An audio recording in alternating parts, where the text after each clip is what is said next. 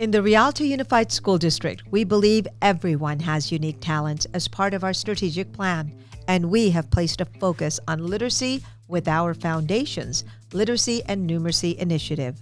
Today, we are highlighting an incredible 7th grade student who is thriving in literacy and showing off her incredible unique talents after recently publishing her own book. Please welcome Rialto Middle School student Jada Booten and Mrs. Robbin Santiago, one of her teachers, to the Bridge Podcast.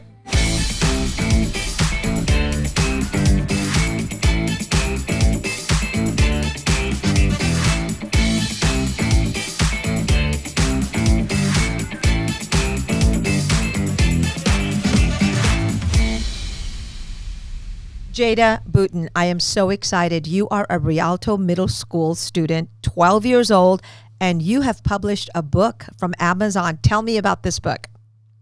Well, it started when I was on the floor in my bedroom, just sitting there. And first, I already have 20 novels that have just drafts sitting.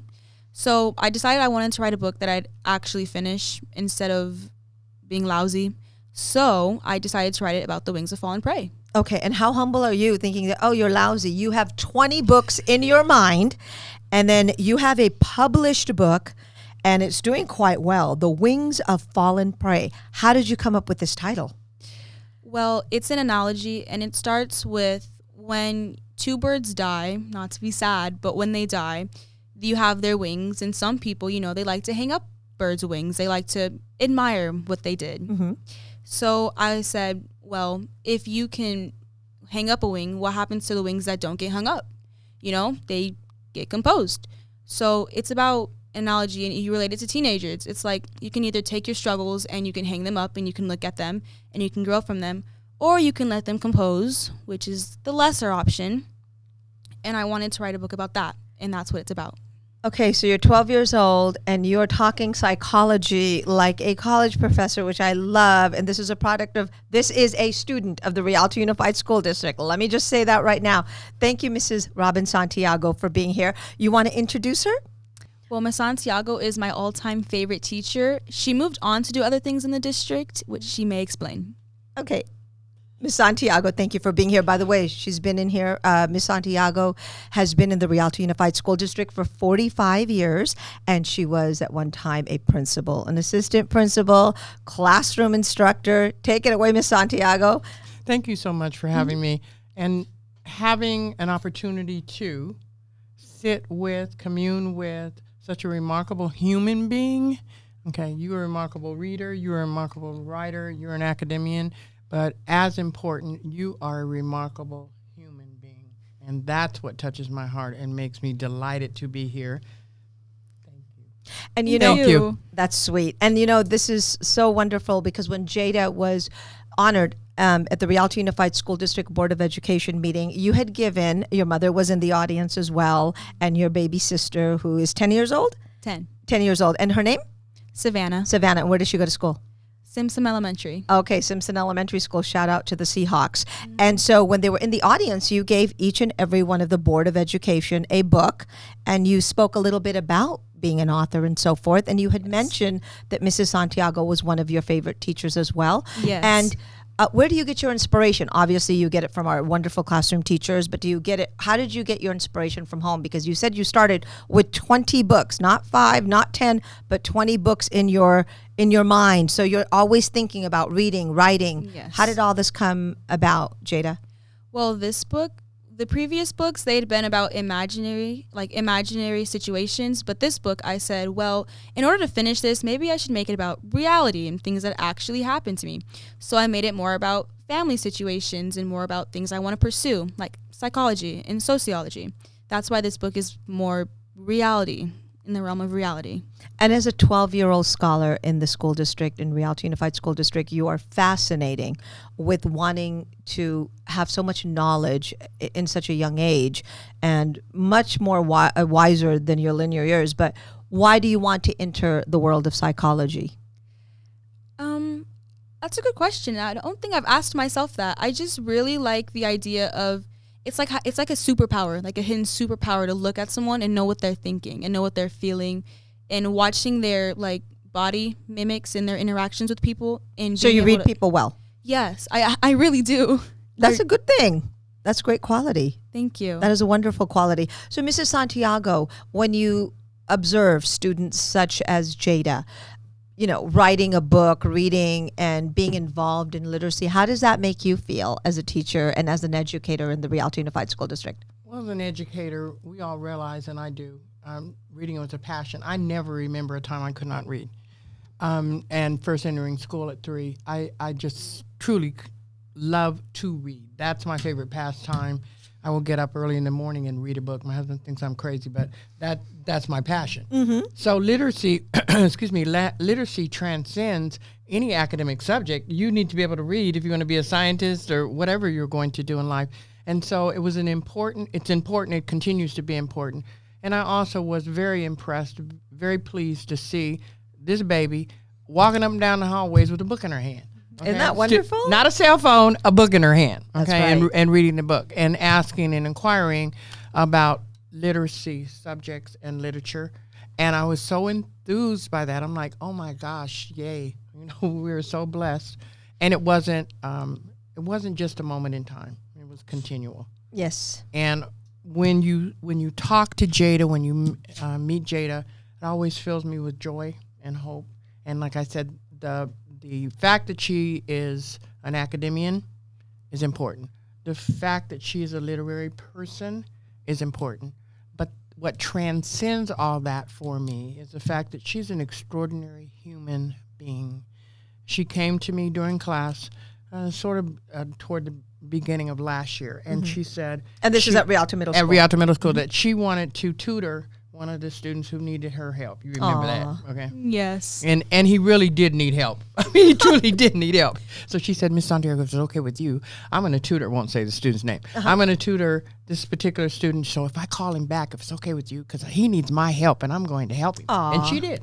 Yeah. And she did. So you're a very conscientious person, very sincere. Extremely. Very sensitive, very intuitive, well-spoken, okay, obviously well-read. Yes. And a writer. But again, all of that those are such important attributes. They're very important attributes.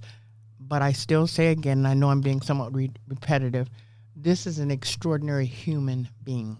Oh, that's wonderful. And we have a lot of those in the Rialto Unified School District, believe it or not. Very talented. We've had a podcast with various students that came in with so many talents, but I know that your love for reading and writing and literacy and numeracy, and that's one of our major foundations, one of our major initiatives in the Rialto Unified School District. Let me ask you also, where can we purchase this? If there's people watching the podcast right now, where can they purchase Jada Booten's novel, The Wings of Fallen Prey? It can be purchased on Amazon for $10. That's it? $10? It varies from $5 to $20 depending on what variation of the book you buy. Okay. And then can you explain to us in a couple of minutes what the book is about? Well, the topic I like to give it, the genre is coming of age, because that's what I think of it as. There's 3 teenagers, Finley, Liam, and Taylor, who go through all these life events and they try and figure out what they're doing with themselves and what they're doing with their lives. So nothing happens in the book, but they just go through so many life problems. And when I wrote it, it helped me see, I hope that it would help other people realize that the problems they go through aren't just them. You're not alone. You really aren't. No matter how many people say it and how much you think it isn't true, you're really not alone. Things that happen to you happen on a daily to so many people.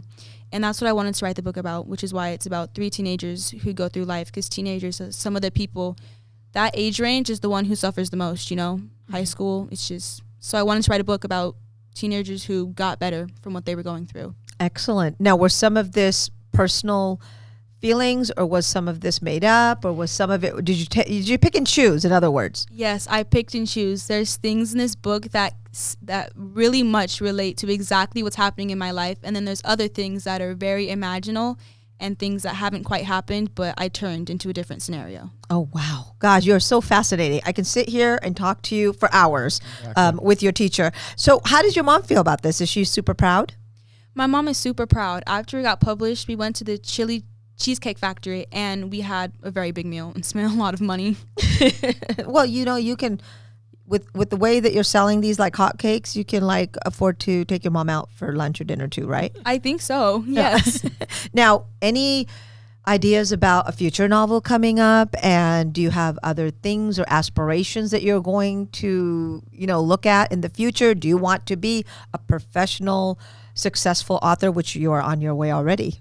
Yes, I want to be either an editor so I can read lots of books, or a author so that way I can write lots of books. And there is a second book coming out. It is currently 12,000 words long, which is longer than this book, I think. So do you do this after you do your homework, right? Yes. And so I have to ask you, what's your favorite subject? Reading. Okay. ELA. ELA. Okay. And name me some of the teachers that have inspired you in our district. Miss Cooper, she goes to our school, Mr. M. Douglas, Mr. W. Douglas, and Miss Santiago. Wonderful. And this is all Rialto Middle School as well, right? Yes, they all go there. And you started this book when you were 11 years old. Yes. So you're 12 now. Mm-hmm. Wow. And now, Savannah, talk to me a little bit about your sister. Does she have the same love and passion for reading and writing? No, she does not. But she probably has other passions. She likes architecture. She really wants to be an architect. It's really amazing to see what she can do on like video games, like apps where you can draw and build things. She's amazing at it. Oh, wow. It's shocking. Excellent. And so after college, you want to get your degree, and any idea what school you want to enter? Or I want to enter UCLA. I don't know. It's just always been something I've looked forward to from a movie called Full Out. They went to UCLA, so I just always wanted to go to UCLA. Well, our superintendent went to UCLA, so he'll be really happy to hear that, Dr. Avila. So that's a good thing. Okay. I want to thank you so much for being here. So if you could describe yourself in one word, what would it be? Inquisitive. Inquisitive. Yes. So Mrs. Santiago, I want to ask you also, as a 40-year and above veteran of the Rialto Unified School District, as a teacher, as an educator, I'm sure you see so many of your students, whether you're eating at a restaurant, whether you are out and about in the city. Students like this, don't they make you just so proud? More than just proud. It makes my heart happy. It makes my heart very happy, and that's part of the reason I'm still here. Because communing with the babies, if you will, not hitting the table, communing with the babies is just what keeps me going every single day. I'm just delighted to be able to be a small part of their life. And hopefully they know that the support and the love that I have for them comes through, because that's what I have, support and love. And she, Jada, is just an example, one of the examples of our opportunity, my opportunity, to support and know our babies, our children, and to have an impact on their lives. Lifelong impact. I'm blessed. I'm extremely blessed to be able to do this. Well, we are so, so happy that you had an opportunity to drop by this podcast with Jada. And Jada, we wish you so much luck. 12 years old, you started a novel at 11. You finished it at 12. A novel by Jada Booten, and it's called The Wings of Fallen Prey. And this book is out. Another one is on the way. And you are already a successful published author. So I could not congratulate you more. I just have one question. What do you do on your spare time? I read. That's exactly what I do. Exactly. Or I stare at the wall thinking about things I could write about. That's awesome. Well, when you start your second book and it gets published, will you come back with us and visit? I will. Excellent. Most definitely. Thank you so much, Jada, for being here. And thank you, Mrs. Santiago. Thank you for having me. It's been my pleasure. Thank you. And pleasure. It was so much fun. Thank you so much. Thank Welcome. you. You're welcome. Thank you. And I want to thank you for being here. And we'll see you next time on the Bridge Podcast.